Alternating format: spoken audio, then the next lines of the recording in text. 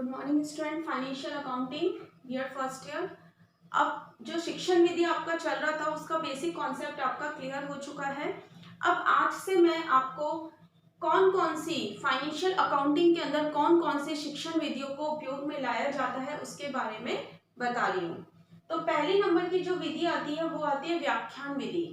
व्याख्यान विधि जिसे आप इंग्लिश में बोलते हो लेक्चर मेथड।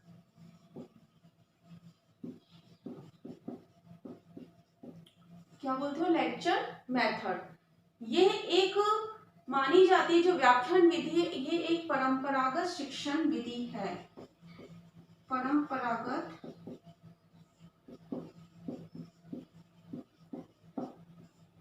परंपरागत शिक्षण विधि है जो किसके नाम से जानी जाती है? कथन विधि। जो किसके माध्यम से जानी जाती है?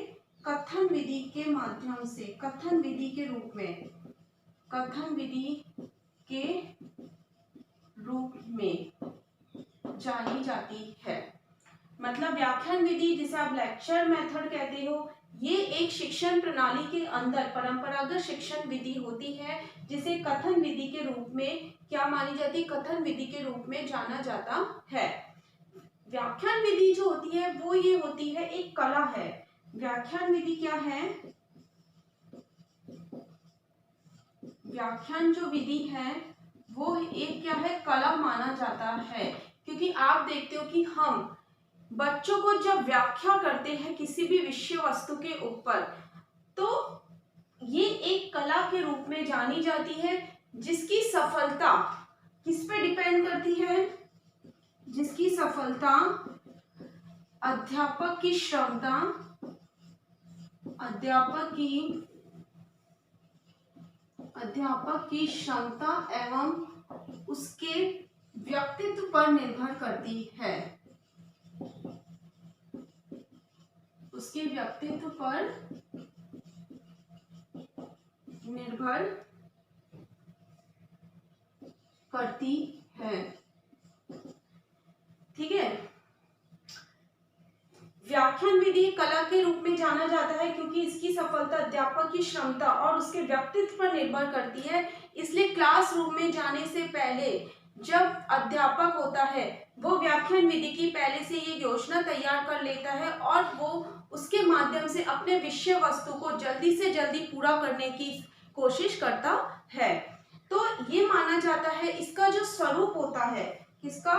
व्याख्या विधि का।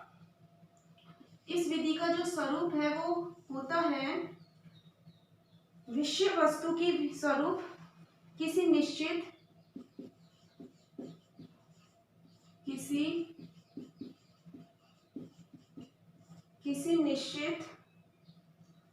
विषय वस्तु की विवेचना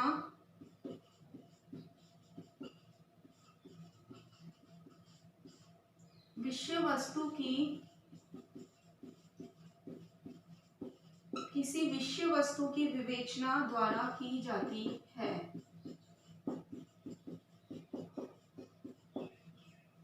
ठीक है। इसका मतलब पूरा का पूरा इसका मतलब समझो, ये एक परंपरागत शिक्षण विधि होती है जिसके रूप में कथन विधि के रूप में ये जानी जाती है।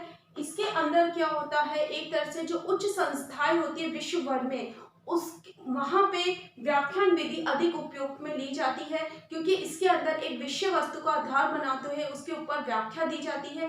बच्चे इसमें मौन रहकर अपने अध्यापक द्वारा दी गई व्याख्या को क्या करते हैं? अपने अंदर ग्रहण करने की कोशिश करते हैं। और ये व्याख्यान विधि कला के रूप में जानी जाती है क्योंकि ये पूरी की पूरी किस पर निर्भर करती है? इसकी सफलता एक अध्यापक की व्यक्तित्व पर और उसके व्यक्तित्व के साथ साथ उसकी क्षमता पर निर्भर करती है। क्योंकि जितनी ज्यादा कैपेसिटी होगी एक अध्यापक के अंदर, उससे ही अच्छा वो बच्चों को एक व्याख्या दे सकता है, उस कंटेंट के बारे में समझा सकता है। इसलिए इसकी जो स्वरूप है वो किसी निश्चित विषय वस्तु की विवेचना द्वारा की जाती है। इसका जब स्वरूप हम तय करते हैं तो हम उस पे लेवल पे करते हैं कि किसी निश्चित विषय वस्तु की विवेचना द्वारा की जाती है। तो ये क्या माना जाता है? व्याख्या विधि जो विषय वस्तु की क्या करते हैं? किसी भी विषय वस्तु को अच्छी तरह से समझाने की कोशिश करते हैं, व्याख्या करते हैं किसी भी विषय वस्तु की, और विद्यार्थी मौन रहकर अपने स्तर स्तर पर उस व्याख्या को ग्रहण करने की कोशिश करता है। अब इसके अंदर आती है 2-3 बातें।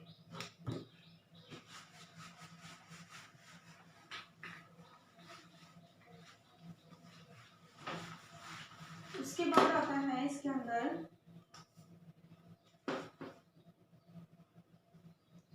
व्याख्या विधि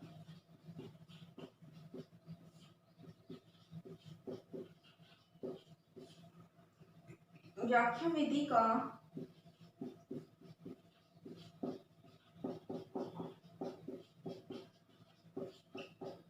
निम्नलिखित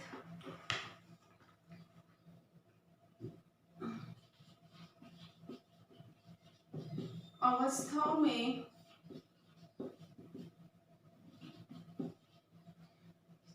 प्रयोग करा जाता है।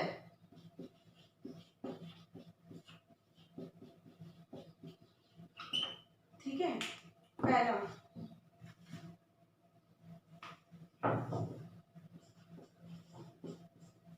नई इकाई के प्रारंभ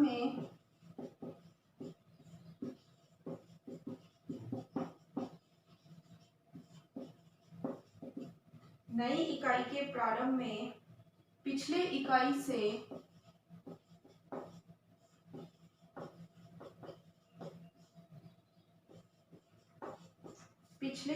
से संबंध स्थापित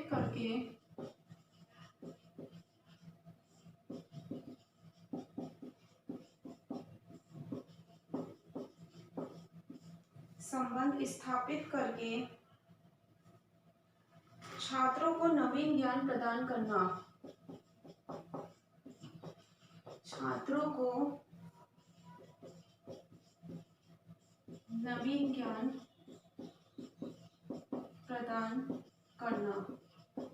अब जो ये व्याख्यान विधि है वो उच्च संस्थाओं के साथ साथ और कहाँ इसका उपयोग किया जा सकता है, तो नई इकाई के प्रारंभ में पिछले इकाई से संबंध स्थापित करके छात्रों को नवीन ज्ञान प्रदान करना। मतलब कोई कंटेंट है तो हम पुराने ज्ञान को बच्चों को नवीन ज्ञान में लाने के लिए उसे एक व्याख्या के रूप में अच्छे से समझाते हैं। जब हम उस जगह, तो ये माना जाता है कि नई इकाई के प्रारंभ में पिछली इकाई से संबंध स्थापित करके छात्रों को नवीन ज्ञान प्रदान करने के लिए व्याख्या विधि क्या मानी जाती है, उपयोग मानी जाती है।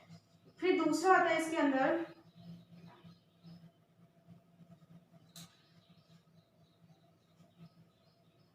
अध्ययन की निश्चितता के लिए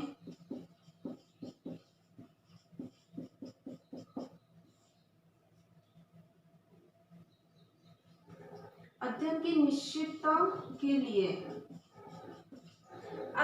निश्चितता के लिए बच्चों को एक निश्चित व्यवसाय चयन करने के लिए सहायता प्रदान करता है।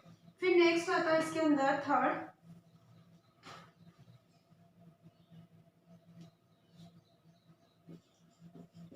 प्रेरित करने के लिए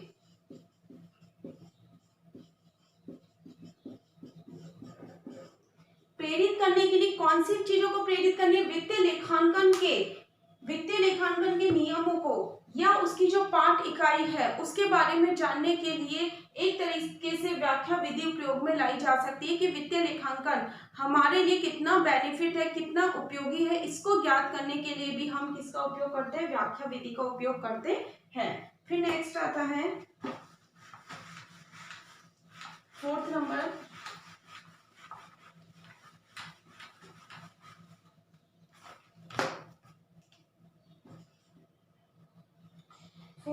आता है इस विधि में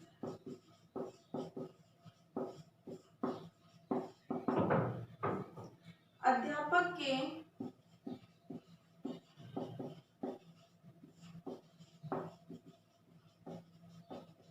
समय एवं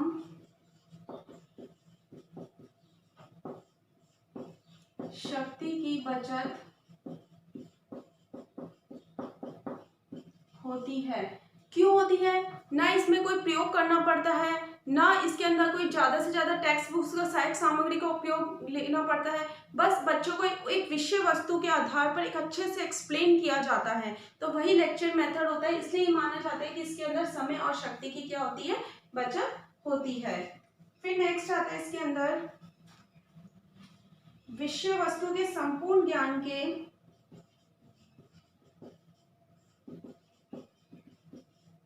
विषय वस्तु के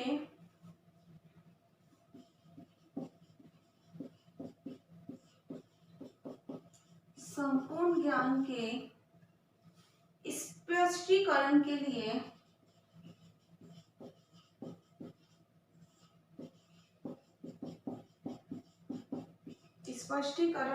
व्याख्यान दिया, स्पष्टीकरण के लिए विषय वस्तु के संपूर्ण ज्ञान के स्पष्टीकरण के लिए व्याख्यान दिया जाता है। क्योंकि हमें पता है हम जितना अच्छा बोलकर समझा सकते हैं उसका हम एक्स्ट्रा नहीं समझा सकते।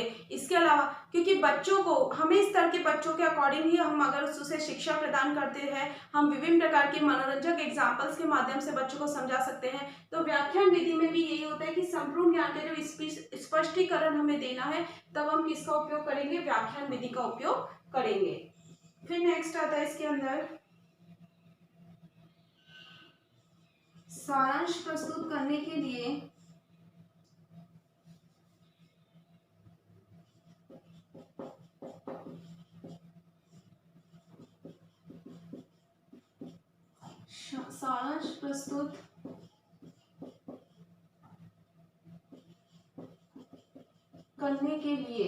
सारांश प्रस्तुत करने के लिए हम किसका उपयोग करते हैं, व्याख्या विधि का उपयोग करते हैं। फिर नेक्स्ट आता है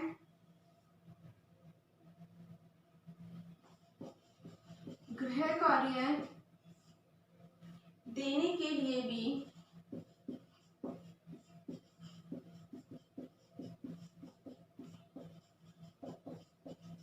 यह विधि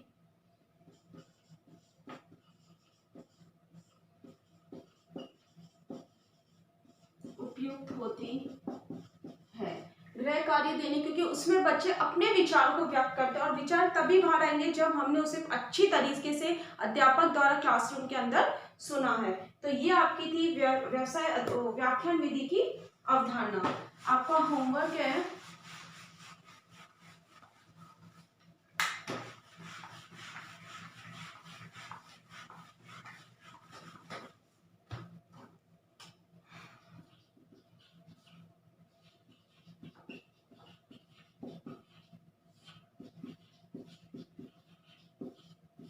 व्याख्या विधि की